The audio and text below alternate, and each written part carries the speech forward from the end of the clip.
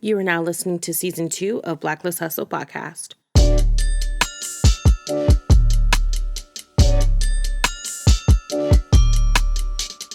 What's up, Hustle Hive? Welcome back to episode 20 of Blacklist Hustle Podcast. I have missed you guys so much. I am so sorry to be gone for so long and be very wishy-washy on updates and posting. And when I post, just know that I sincerely appreciate all the love and the support and everyone who make sure that they listen to my podcast and they support it, and just know that you guys are real ones. I do have a life. I am trying to right now balance, my entrepreneur life as far as being a mom, working a 9 to 5, the business that I'm starting, which if you guys don't already know, I have said it in past episodes. I am starting a boutique. It is called Secrets by Heaven. It will be launching this Friday, which I'm super excited about. The website is www.secretsbyheaven.store.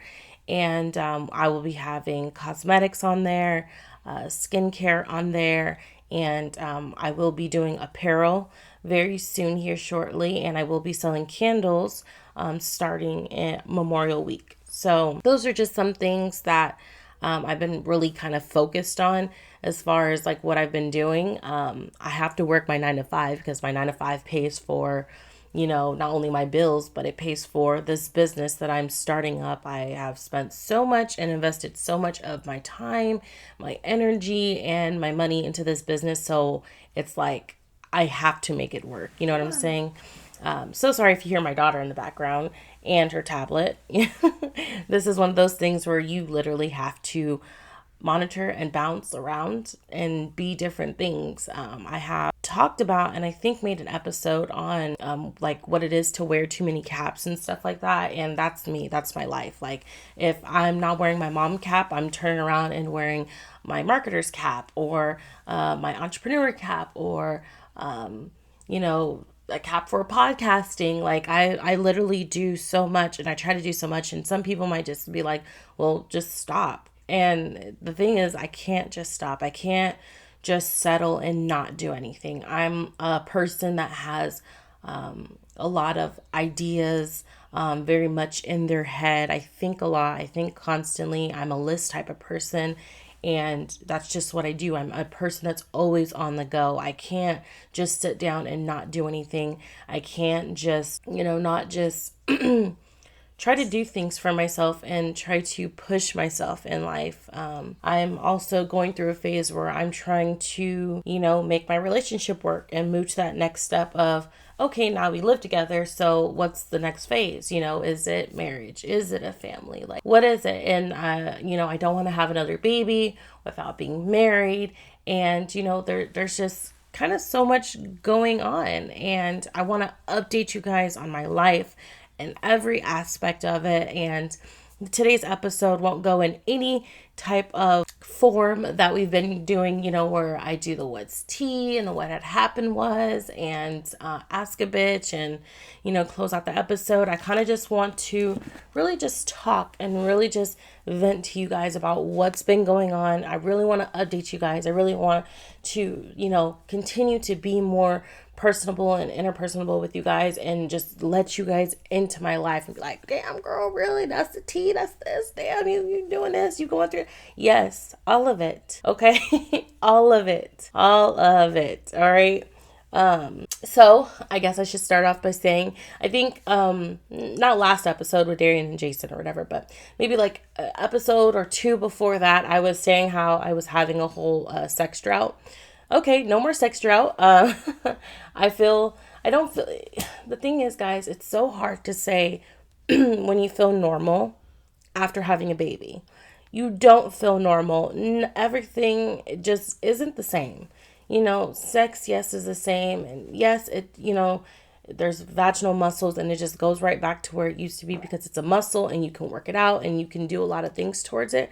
But the reality is your body changes so much. So what you felt as normal and comfortable and what you were insecure about pre-pregnancy, once you have a baby and you go through pregnancy, what you were pre-pregnancy is like, wow, why did I ever feel this type of way about this? And why did I ever, get down on myself or talk about myself about this look and, why this was like this? Because it's like your body changes so much. You'll have your pros and cons of what you missed prior to pregnancy and what you like after pregnancy.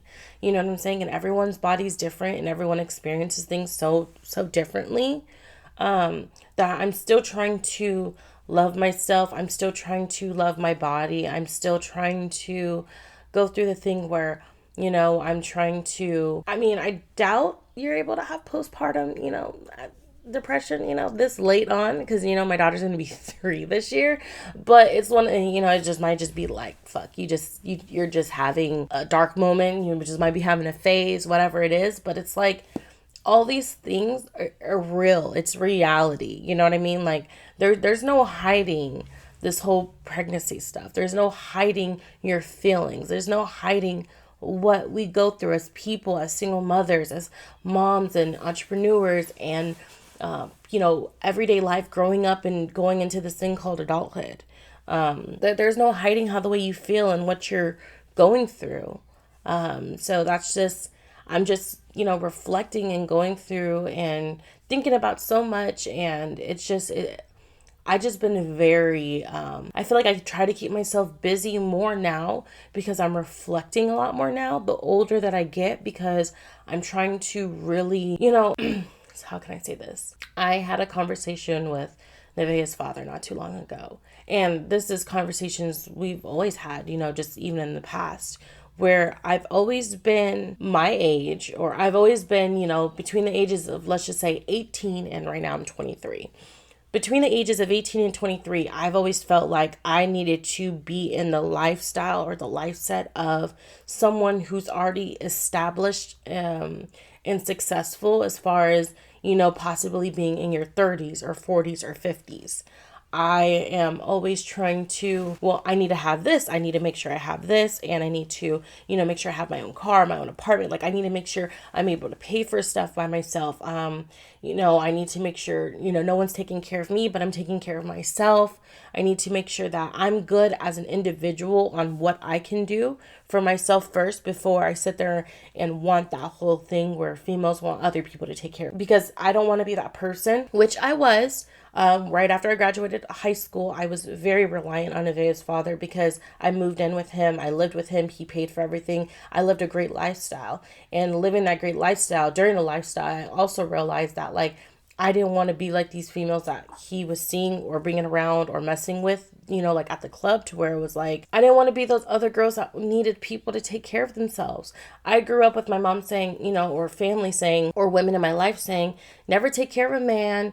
You know what I mean? Like, it was always weird kind of growing up, because you had one side of my family, which is the Mexican side, who believes in the old tradition of a man is supposed to take care of his family and he's supposed to pay the bills, and a woman is supposed to, cook and clean and take care of the kids and take care of the house. Then it's on my black side where, it's, you don't take care of no man. And, and if a man wants to take care of you, that's fine. But you need to make sure you have your own first. Once you have yourself established, then you can venture off and want other people to, have with you and take care of you and establish. Because at the end of the day, you know that you could do it for yourself if anything were to happen. And, growing up here now, you're like, oh, okay, whatever. But being in a lifestyle where I was taken care of, it was nice, but at the same time, I felt guilty. I felt guilty because it was like, out of all the money that I've gotten or had or was around, I have nothing to show for it, you guys. I literally have nothing to show for it. I bought my own car by myself when I got my license, and I was like 19 or whatever, because my parents didn't leave me no car. Like, a lot of my friends or a lot of people that I know, like, I didn't have a car in high school. I didn't have, family pass me down a car. That was an old car, a used car. I got the car by myself. But before I got the car by myself, Nevaeh's father, gave me his Jag, or bought me a Lincoln, or I think at one point we had a Charger, you know what I mean? And then if I wasn't driving his cars, he would give the cars to me and then just go out and buy a new car. And, right after the time where I had Nevaeh, I just, like, well, kind of before the time, because like I said, I was wanting the change of not relying on other people. I wanted to have my own. I wanted self-establishment. I in a way I kind of regret this, but I gave up a car that was already paid off to be stubborn, because that's just me, and be so self-established in, wanting my own, that I got a car now that I have a monthly, bill for. And it's nice because it's like I did that myself. I'm making a car note, like I'm doing that. I know myself that I can manage bills. You know what I'm saying? And the point that I'm trying to get to this, as I'm trying to summarize everything, with trying to tell you guys a backstory, with trying to make a point so you guys can gather something for this, is some of us don't have things that are given to us by our parents. I know that a lot of us are still trying to go through this adulthood, still trying to figure out living situations, still trying to figure out cars. And a lot of us are, I feel, excessively drinking or doing drugs or doing stupid shit because the fact that we are so depressed or so confused and lost of trying to get through this adulthood and trying to find self-establishment and being secure and having a certain lifestyle, regardless if it's a lifestyle where you're trying to fake clout and, show that you live this amazing lifestyle and you really don't, and you're really making yourself broke, or where you're not showing your lifestyle, but at the same time you're trying to develop it and you're trying to see where your life is taking you and where you're trying to take it yourself. Then you have friends over here, people over here who are literally doing nothing for themselves, and you want to, bless you, baby, where you want to feel bad for them, but then at the same time, you don't feel bad for them because they're not working, they're not doing anything. And if one thing we've learned, at least in high school, at least I did, you had to work for everything. You had to work for a good grade. You had to work hard if you wanted to play a sport. You had to work hard if you wanted to get an award or get somewhere on a principal's list or high honor roll or, a favorite part in something. You had to work. That's all life is. It's working for where you want to be and where you want to establish yourself. And the only way to do that is by doing, is by progressing, is by pushing yourself. And a lot of people don't have a really good work ethic. You know what I'm saying? A lot of people aren't working. And I went to Mexico. I went to Mexico about 2 weeks ago with my best friend Morgan. And we met these these two guys down there in Mexico. Randomly just joined our group or whatever. Super, super cool, amazing people. I never went somewhere, met random ass strangers that were just as cool as they were. And they weren't creepy and they weren't flirty or anything. They were just really, really cool. And it was crazy. And in a way, once again, this is reality of my life and situations and things that I'm thinking or going through or feeling emotionally, because I'm being very, very open and very with everything with you guys, and you guys deserve it and owe it, especially the people who are supporting me and cheering for me and listening to my podcast and following my business ventures and just knowing that I can do it. I felt guilty. Mariana being in a relationship felt guilty. And I felt guilty because I was like, I have a relationship, and I felt guilty because I'm in a relationship and I'm out there with my best friend, her mom, her sister, and then, somehow some two random dudes just join our group. And I felt guilty because of the fact that I told Darian about it, obviously. I told him about it because either he's going to see snaps, and if he doesn't see snaps, then it was just going to come out in plain conversation. And Darian's like my best friend too. The person you're in a relationship with is your best friend because you vent to them, you talk to them, even, when you're your friend is like, don't tell nobody or whatever, you go back and you tell your partner because that is your best friend. You live in the same house. You see this person on a day-to-day basis. And if you guys don't see each other, y'all definitely telling each other's, dramas, and they're in the know. Okay. They are in the know. And, I was just like, yo, I said, two people joined our group, and I wasn't sure how he felt about it. I know he was probably questionable or maybe oh, okay, but Darian trusts me. And I trust him and stuff. So I told him about it, but some part of me just could not get over the fact of feeling guilty because, I was having a good time. It was a good time to be able to go out and socialize with different people, pick their brains, and just be sociable. Be a person in their 20s. I never really got to experience my 20s, guys. And I think that's another part of it, why I feel guilty of doing certain things that are normal for people in our 20s, because I didn't really get to experience it. So let me backtrack before I continue on. Remember, this is the timeline. I graduated at 18. I went to GCU. I didn't really get to live the college life, one, because it was GCU, and two, I tried out for cheer. I was there. I quit because I didn't care about getting religion pushed on me. So then I leave my freshman year of college and I don't go back. Okay, during the time of all that, I'm living with Garrett. I'm 18, 19 years old at the time. And I'm living with someone who is about between the ages of 26 and 30 is that timeline, okay? And during the time of living with this person, I'm living the lifestyle of going to Vegas a lot and going to Mexico a lot and not having to pay bills. And I think when I lived with him, I've only had like really 2 jobs, maybe 3 at the most. I'm making a ton of money. I'm really comfortable in this lifestyle. Going to clubs was a normal thing. Going to mass shows, doing certain things were just a normal thing, to where, it wasn't, there was just so much, kind of going on, that I was so in love and so up his butt that I wasn't living my life. I wasn't going out with my friends like that. I wasn't, like, it was so hard for me to be able to get friends from the west side to Scottsdale. It was so hard for me. And the only time I really could get friends out, which made me feel terrible at the time and made me kind of resent a lot of people, was I feel like I couldn't get people out unless I was getting them into a club. Because at the time, really nobody could get into a club unless you really knew somebody who was established and could get you in through a security or through a back door or something like that. You know what I'm saying? And it made me feel some type of way. I was very, very bitter at the time, but I allowed it to happen because I wanted to be around friends. I wanted to prove to this person that I had friends and that I was somebody before him. So I didn't really get to do a lot of that stuff. So miraculously, when I went through my little, not necessarily revenge, but my stubborn, I guess you could say revenge, petty phase, I met Darian. And when I met Darian, it was cool. I felt guilty, but I didn't feel guilty because I was living with her dad.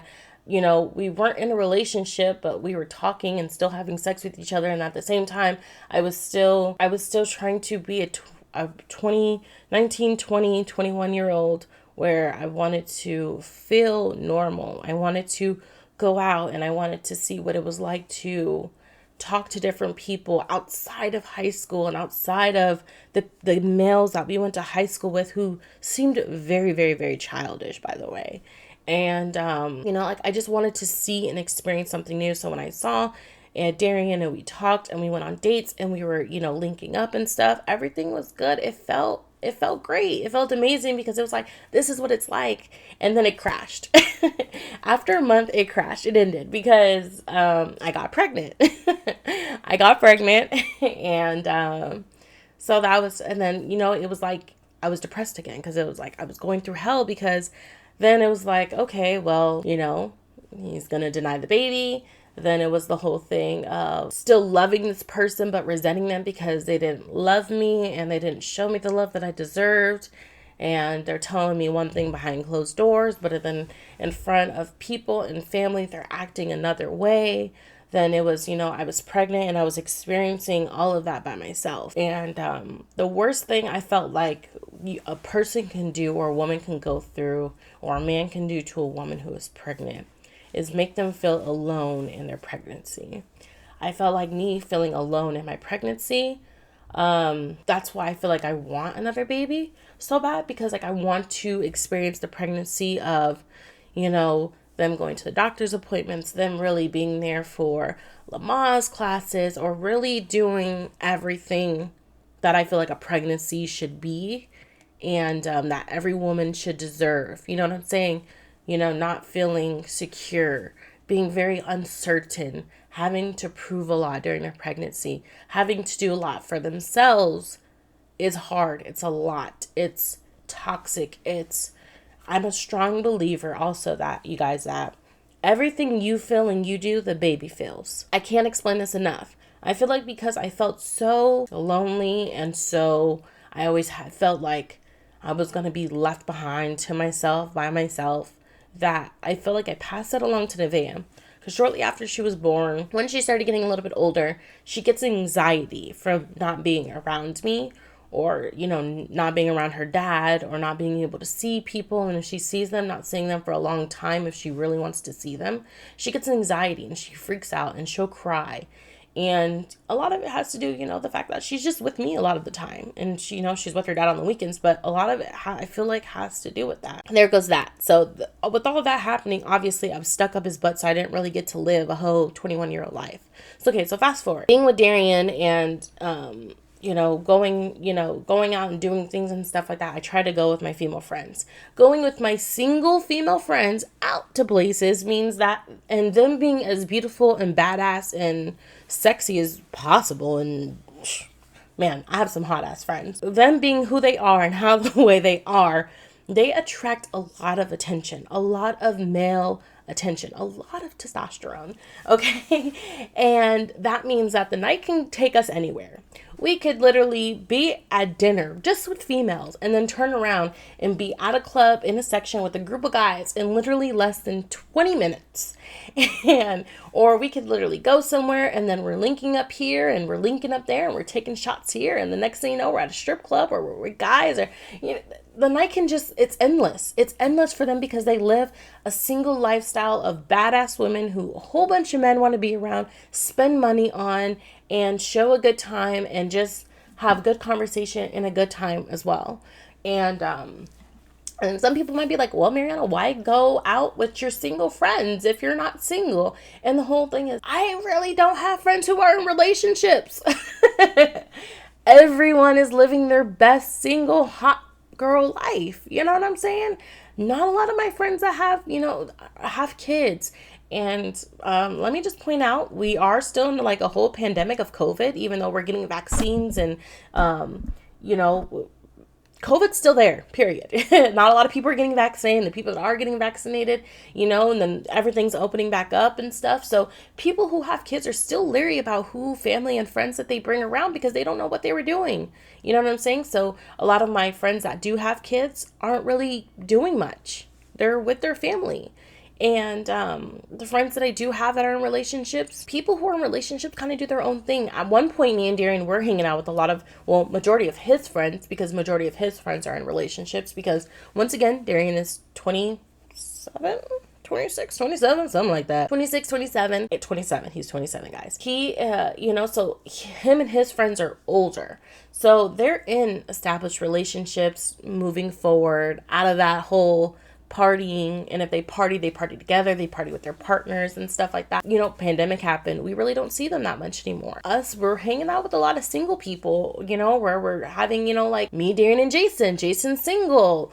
Or, it's me and Darian and Morgan, but Morgan's not single. But, it's weird, how we all hang out and stuff. So when I have a girls' night, it's with my single friends. Let's just put it like that. It's with my single friends. Morgan's in nursing school. If we go out, we hang out and we party and we drink together, it's usually out of town. But if we do, it's a miracle. Hanging out with my single friends, as I said, they're bad as hell. It's hard, guys. It's really, really hard because I feel guilty all the freaking time. I want to have fun. I want to drink. I want to socialize and stuff, but I feel guilty. So I always end up telling Darian and stuff, and he's always involved, and I'm just always that type of person or whatever. But a part of me, guys, doesn't feel guilty for wanting that. I don't feel guilty for wanting to be able and have a girls' night. And if we're at a table with a whole bunch of males, I don't feel guilty for wanting that. You know what I mean? Because at the end of the day, I'm still a woman and I still have single friends and I still want to go out and I still, am trusted, want to be trusted, and want to be able to just be there. You know what I'm saying? Then another part of me feels guilty because it's like, why aren't you at home, with your boyfriend? Why aren't you at home with Darian doing something? But that's another thing that I feel like needs to be brought up, and what society expects. Society expects for you to be in a relationship, you're up your partner's ass. And one thing that I did learn not being in a relationship with Nevaeh's father, but a lot of things that he felt, I feel now. when being in a relationship, because I wanted to be in a relationship with him. He wanted to be single, but we had a whole situationship. Okay, we lived together. So with that happening is when I lived with him, he wanted me to still hang out with my friends and do him, do me. And, he didn't want to always have to bring me around, or he wanted to be able to just have himself. Now, me being in a relationship, I understand that. I want to be able to go out and have fun with my friends. I want Darian to be able to go out and have a guys' night and do that. And I feel like that's what works best in our relationship is if Darian wants to go out, I literally tell his friends, drag him out the house and take him.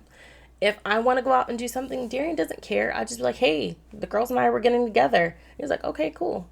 You know what I mean? Like, I feel like that's so important. I feel like that's something to also take away if you are in a relationship, is that it's okay to allow your partner to also have their own life. You don't need to be their whole life. You are their, and then another thing, while we're on the topic of partners and stuff like that, establishing home life and establishing, work life.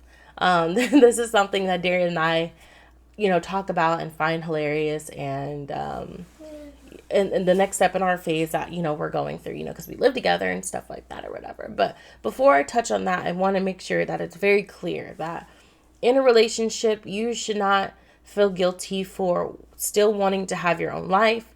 You should be able to still have your own life. You should still be able to do all those things and still be in a great, successful, established relationship or marriage. I feel like people don't talk about that or touch base on that as much. So going to the next part, which will help me get into my whole how I want to be established and how I'm feeling about it. Me being in a relationship, Darian, us finally living together, him, officially moving in and stuff like that. We are now in the whole, we're in the whole phase of, when he goes to work, he leaves and he goes to work from, his house. And even though he lives here, and then I work from home here and I have the baby here and stuff, because my job isn't sending us back to work anytime soon. And I don't think they are. So I feel like, a lot of this is just me personally. It doesn't have anything to do with Darian, but it's something that I've noticed about myself. And it's something that I've noticed that I bring up and that I'm feeling. And I don't know if I'm irritated, angry, or just like, it just needs to be known. But I'm going through the whole thing where, guys, I'm exhausted. And this is another thing of me being so busy as well. Darian has been so supportive and so amazing when it comes to, be doing the podcast, or, hey, let's drive, 6 hours to California to pick up, let's go to Fashion District and pick up this merch and stuff. Or, hey, I'm starting this business. That means that, a lot of nights where we're supposed to sit down and eat dinner together and watch a movie and have the family night that we typically have. I'm in the office packaging away stuff, counting inventory, doing marketing flyers, doing all these things, and he's fine. You know what I mean? Like, we're good. He's cool, and I appreciate him so much for that. But one thing we kind of talked about is, me and Darian, when we go out and it's just us on the weekends, we like to go out, have a drink and stuff, and we like to check in with each other. And I feel like check-ins are so important in relationships. Him and I do check-ins quite frequently, but I think it's just based off of just general conversation because we converse so well with each other. But I like to call them check-ins because it lets the person or your partner know a lot of things. So for an example, I am so exhausted. I am so tired. I am working a 9-to-5 job, trying to, provide for myself, my child, pay my portion of the bills, pay the bills that I have, and then at the same time try to start a business and, still be a mom and still be a daughter and still be a great sister and still be a great girlfriend at the same time. And it's exhausting. No one really, they tell you it's exhausting, but no one really tells you the nitty gritty. I get exhausted, not getting sleep at night because I have to wake up and change my daughter's diaper or do things. And a lot of you guys may be like, oh boy, you're just complaining because that's motherhood.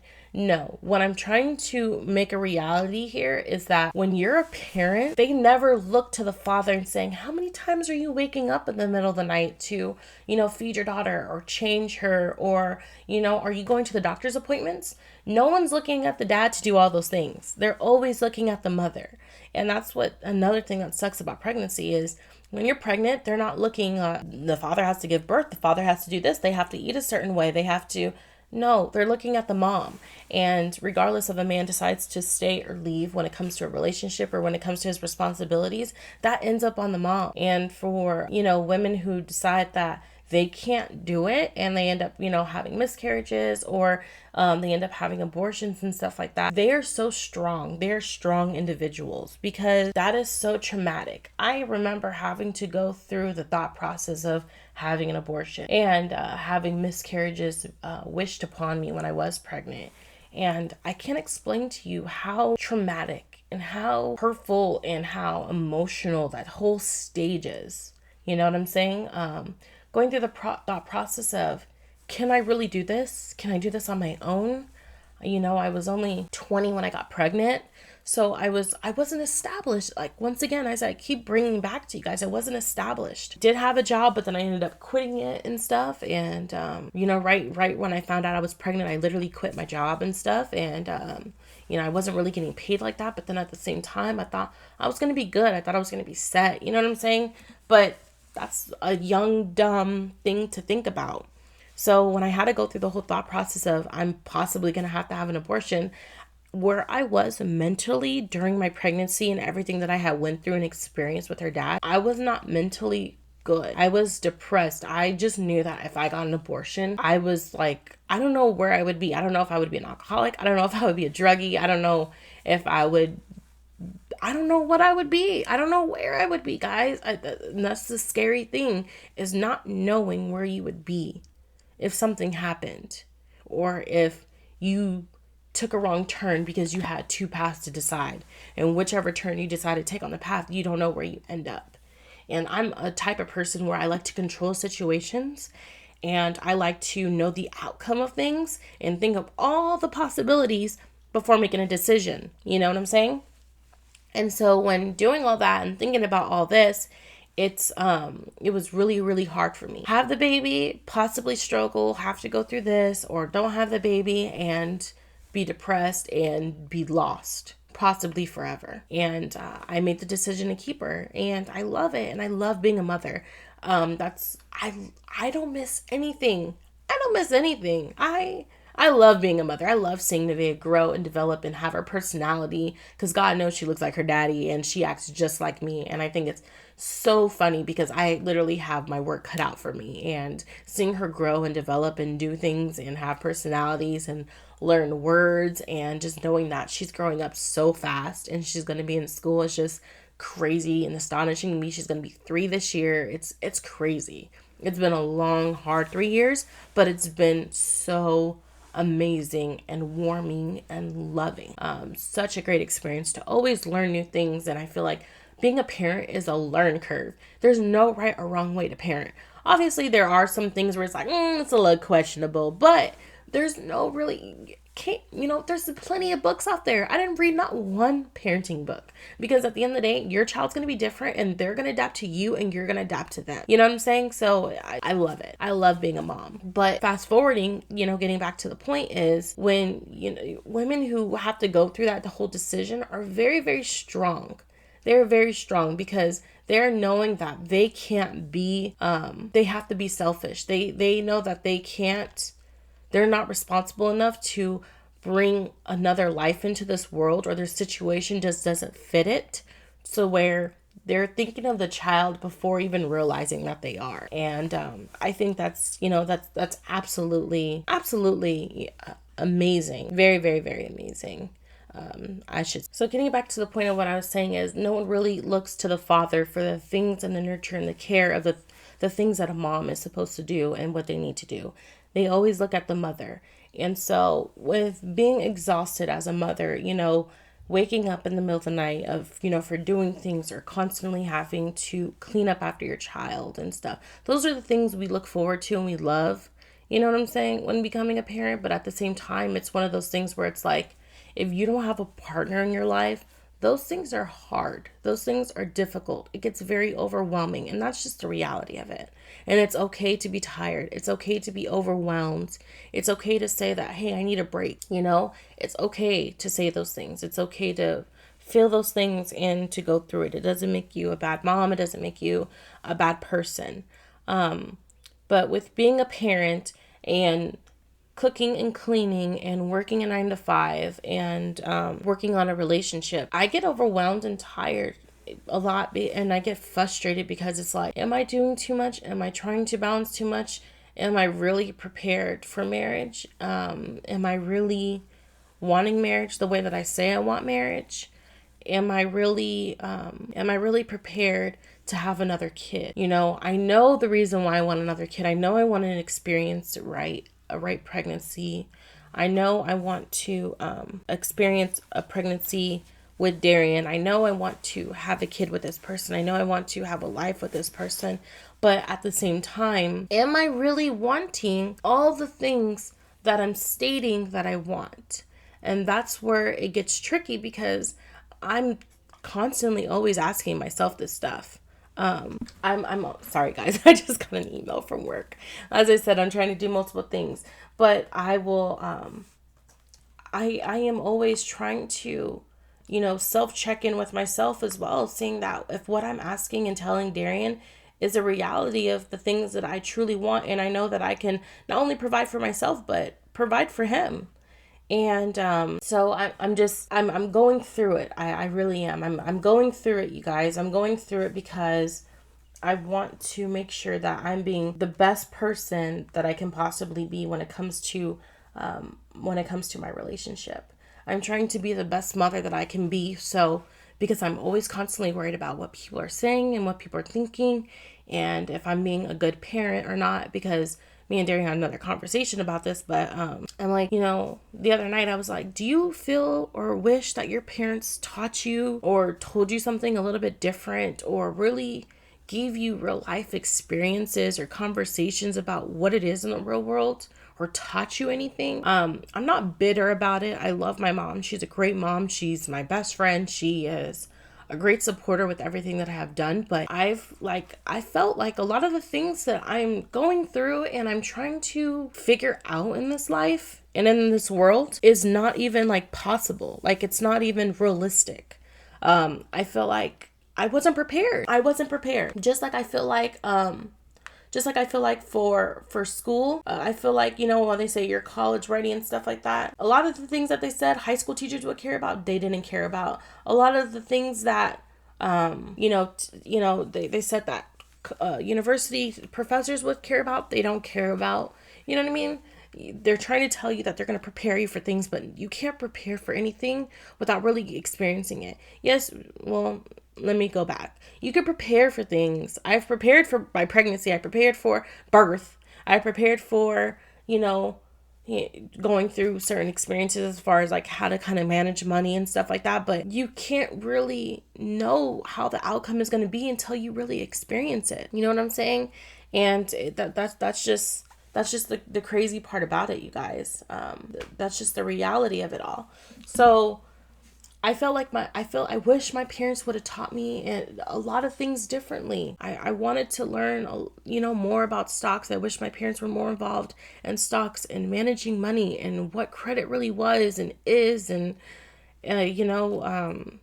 the reality of what it is to build credit and have a business credit, or what it is to have a house and own a house, and, the things to want and stuff. I wish the real life necessities are really discussed amongst family. And with me being very overwhelmed and trying to work a 9 to 5 to support a business and me having a child, I know that by me doing all these things, I'm going to get exhausted. I'm going to get drained.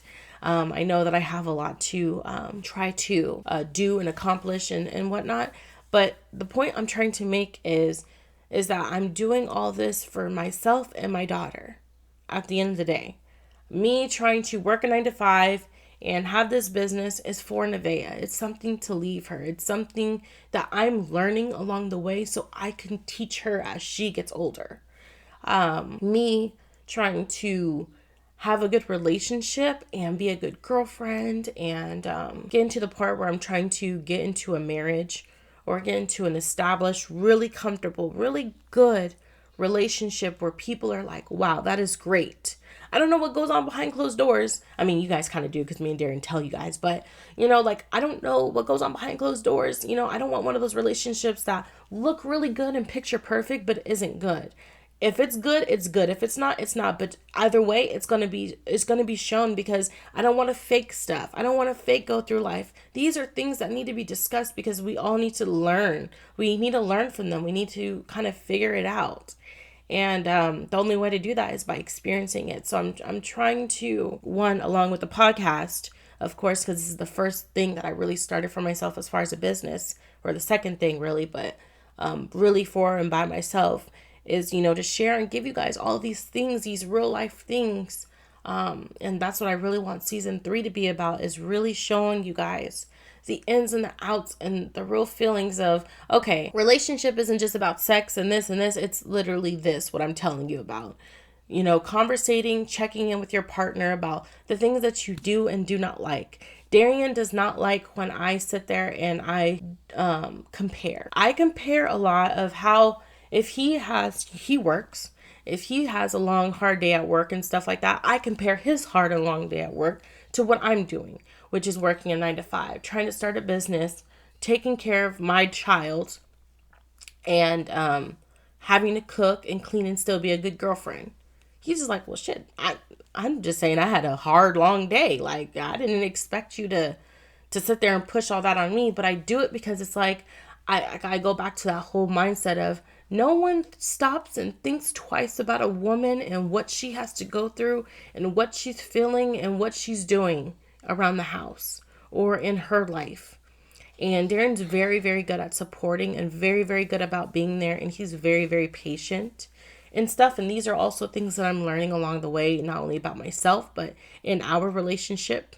Because I'm taking a step different in our relationship as far as like, let's be open. Let's talk more. Me and Darren's relationship is very, very different than other people's relationships. Very, very different. And by it being so different, that we're very open and we communicate a lot, and you guys see how the way we guys are or hear about it, is what is going to make our relationship very, very powerful, and is what is going to make it work. I just thought I'd point that out there.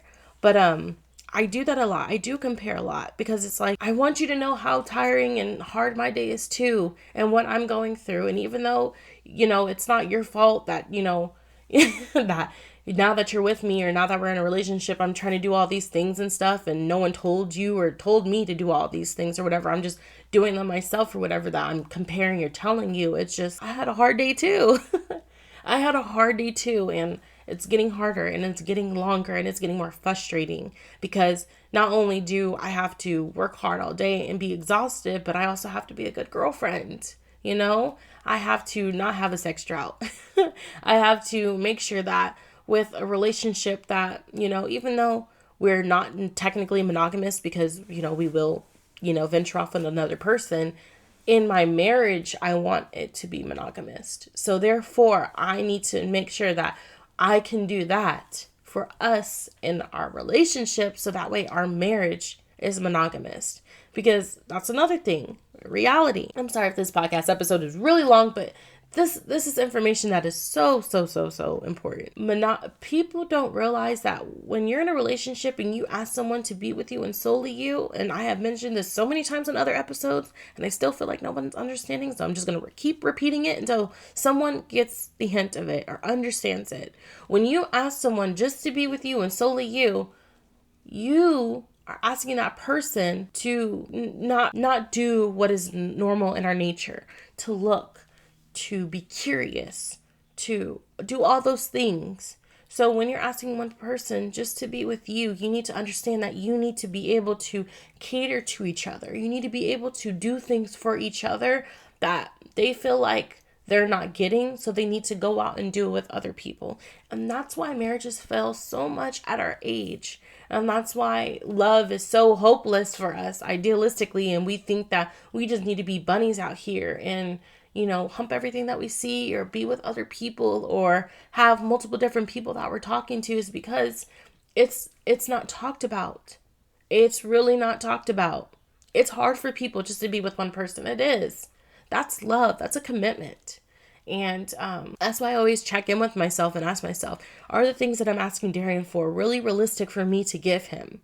And I feel like that's why when I was monogamous, especially when I was talking to Nevaeh's dad, then I turned to not be monogamous, to be kind of polyamorous, is because I realized that you can love another person and cheat, or you can love someone and kind of want something else. But me and him were in a relationship, and neither was me and Darian. I was just kind of polyamorous because I wanted the best of both worlds. I wanted one person, but I loved the way this person was making me feel and treating me. Okay, so when me and Darian have these conversations, or when he was talking about how he didn't like me to compare, I had to really realize it's okay if some days it's hard for me to be a good girlfriend and I am doing those things, but I need to not make that an every single day thing, or a thing to where it's just what it is on a day-to-day basis during the week. So that's something I'm working on. I'm working on not comparing how tired I am to Darian's hard day versus my long day. I am trying to communicate more of, hey, and this is something that I told Darian, is work life versus home life. When we're at home, we're at home. We won't talk about how hard work day, how work is. We'll check in and be like, hey, work was hard, or it was cool, it was this or whatever. But home life is home life. So, if I'm not cooking tonight, we're eating out or whatever, we're still going to sit down together. We're still going to have family time. We're still going to watch that movie. We're still going to enjoy family. And when we're at work and I'm working or I'm doing something and we're checking in, or if you want to know more, that's fine. I really try to, it's hard for me right now to leave work life at work and not mix work life and home life, especially for a lot of people. A lot of people, because a whole pandemic happened, so people are working from home. So it's hard to not bring work home if you're working from your home. So especially for me, because I have the podcast, and if I'm not in the studio, I'm here at the house. I'm recording here at the house, so I'm constantly on my laptop, thinking of topics for episodes, or doing research on things, or finding what's tea. Or now with this business, I am contacting vendors. I am, doing a lot as far as, work with making certain things and oils, and packaging boxes and counting inventory and taking photography photos and getting my website together and doing marketing. It's hard for me not to bring that home, because it's here. This is home. This is my life. This is what I'm trying to do. And me being the person that I am, saying that this is for Nevaeh and this is something that I want to learn and teach her. These are the things that I'm learning, that I'm trying to retain something from, to teach her later on, to help her later on. Whatever she wants to do. If she wants to work a corporate job, or if she wants to be an entrepreneur, if she wants to be single forever and just do her, or if she wants to have a family and be in a relationship and get married. These are things that I'm learning to teach her. And so I am working on that personally in my relationship. Me and Darian are great. I love our relationship. I am working on comparing. He's working on, if I ask him something one time, he won't take a week to do it. Because it is different when you live with a male. When you live with a guy. Him leaving stuff everywhere might be a little bit more messier than usual. Guys are needy. Girls are very needy. Guys are very needy as well. Him wanting dinner, or being curious about what dinner's being cooked. I come from a background where if my dad didn't cook, because he was the cook in the house, and he came to a point where he stopped cooking for us, that we ate out a lot. So I'm used to eating out. If I cook a home cooked meal, yes, I do it a lot more now with Darian, but if I cook a home cooked meal, that's great. But Darian comes from a family where they cook dinner, they sit down and they eat together, and I've always envied that. So I've always tried to cook a lot more home cooked meals, build that family, build the family surrounding that I want my daughter to grow up with. But a lot of the times, like I said, I'm just tired. It's very tiring to be the one to cook and clean and do everything. So that's just something that we're still working on. Once again, I'm always doing, that's something that we do, self check-ins. Are we doing good? How are you feeling? Is there something that I need to work on? Is there something that I'm not doing for you? Like I said with in the beginning of the podcast episode where I was talking about your body and feeling comfortable, and me, going through a sex drought, it wasn't that I didn't want it. I wanted it. It was me being comfortable in my own skin because my body has changed so much from pre-pregnancy to pregnancy to after pregnancy to relationship weight. I have fluctuated so much that I am still trying to find a comfortable. I'm still trying to find a norm. The one thing that a woman hates is when she thinks that she is too heavy or a certain weight and the guy wants you to get on top. Let me just be real with you guys. I'm not a toothpick. I'm not skinny. I am thick. I am a figured female. I am a figured black woman. I am not a toothpick. I'm not skinny. Even if I work out, which me and Darian work out twice a week, we have two different body types. Even if I work out, all I'm building is muscle. It's very, very hard for me to get lean. It's very hard for me to get skinny. Okay? So if Darian asks me to get on top, I'm like, oh my gosh, I'm about to crush him. And then if I'm like, I'm not about to crush him, I'm about to hurt my knees. Like, I can't bounce like that no more, even if I'm on my feet. Like, I need some extra spring in this bed if you really want me to go up, and you know what I'm saying? Like, it's a lot. It's a lot. So, I mean, it's a lot. So, and then, not only that, no one talks about how hard it is to have an intimate relationship with your partner when having kids. So Darian came into the relationship while I had a kid. Yes, we slept together before I had a kid, so it was very easy, obviously. But now that I have a kid and Nevaeh is 3 and she obtains everything that she sees and hears and everything like that, like she wants to repeat everything and stuff like that. And I'm so surprised she's not repeating anything now. But the point is, what I'm saying is that it's hard. It's hard.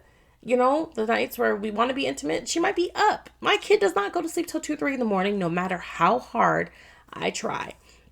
And I'm not guilty. I don't feel some type of way because a lot of moms will feel very insecure saying, my kid goes to sleep at 2. My kid goes to sleep at 10. No, my kid goes to sleep at 2, 3 o'clock in the morning, sometimes 4 o'clock in the morning. If I do take her tablet away or do not take the tablet away. I mean, at the end of the day, it does not matter. If she wants to stay up, she's going to stay up. And she's going to sleep in. When I did have her on the schedule, it was more as a newborn into, her baby stage. And now that she's a toddler, she kind of still wants to do what she wants to do. And me being tired and exhausted and me needing sleep to wake up, for me to wake up and have to do work or whatever, I kind of work around her now.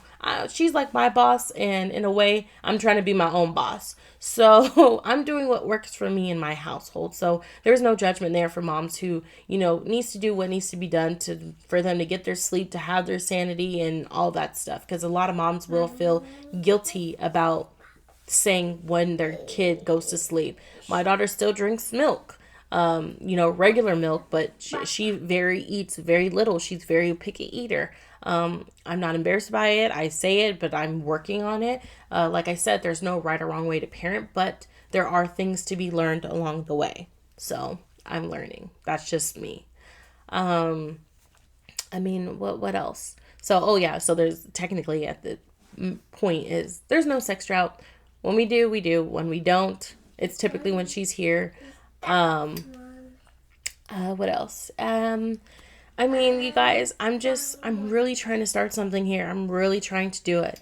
When I was explaining in the beginning of the podcast episode how Nevaeh's dad and I have conversations about me trying to be established or find self-establishment, it's really, really, really important to me. I can't express to you guys how important it is for me, from how hard I was working in school and the person that I was. And it's not me trying to relive a high school moment. It's literally me and my character and who I am as a person.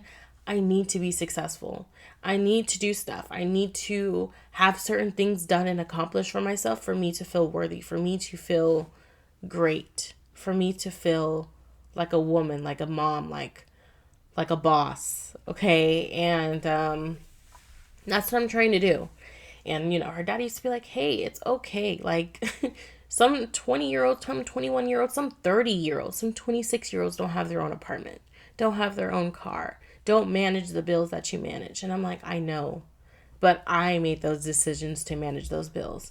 If those people decide not to and they're still living at home with their parents, or, they're good, or, how their lifestyle is, everyone's lifestyle is catered to them and what they have going on and how they're doing and running their life. And that's another conversation that, of course, I want to talk about, is that, and I have talked about it before, but I want to re-bring it up and resurface it, is that us being in our 20s, it's not just about drinking and drugs and partying and what 20-year-olds do. Try to find some ground of when you want to be established and when you want something, and ask yourself, what is it that you want in life? What is it that you want? What are you meant to do? What are you meant to be? Try to find a niche. Try to find something. I think that's so very, very, very important, because I feel like sooner or later, when you're 26 to maybe 30, and you're still trying to be a hoe, or go through a whole phase, which, no shame, no judgment. You do you, girl. Or man, you do you, boo. When you're between those ages and you're still trying to do those things and do drugs and go out, I'm looking at you and people in society. And yes, you shouldn't follow society's expectations. You should follow your own expectations. But at the same time, you should have self-expectations. Have self-expectations to find a ground of what you want and when you want to accomplish and have something and do something. You know what I'm saying? It's really important. It's important because you don't want to, you don't want to be a bum. I don't think anyone wants to be a bum. And I feel like no one wants to be a bum, and that's why we fake clout. That's why we fake show off, and we clout chase, and, we try to buy expensive things and end up being broke later. Is because we're constantly trying to prove something. But at the end of the day, you're trying to prove things to other people and not prove it for yourself. So don't follow society's expectations, but have your own expectations. At least expect yourself to do something by a certain age or have something by a certain age for yourself, not for society. So that's definitely what I have to say about that. This episode is very, very, very long, which I'm very sorry for. And I definitely have so much more to discuss. What I'll try to do is record it and leave it for next week's episode. I definitely want to talk about what I'm talked about, like, kind of on my trip into Mexico with these random boys, about marriage and about are you happy or content with your life. I definitely want to touch base on my upcoming trip that I have this week with my friend Lakin. It's her birthday next week, so shout out to Lakin. And it's going to be fun. It's going to be amazing. I like conversating and talking with different people and bringing up conversations like this because everyone's perspective is so different. And I think it's really important to kind of, bring those to light, because a lot of things that other people say, I might have thought about and I would love to bring up on the podcast. And my thoughts and what I'm going through and how I'm feeling, I feel like is really important because it's only a reality of things. I'm called on mommy duties right now. So thank you so much for listening to episode 20 of Blacklist Hustle podcast. Please make sure to follow me. Hold on, baby. Please make sure to follow me on my Instagram @_love_Mariana.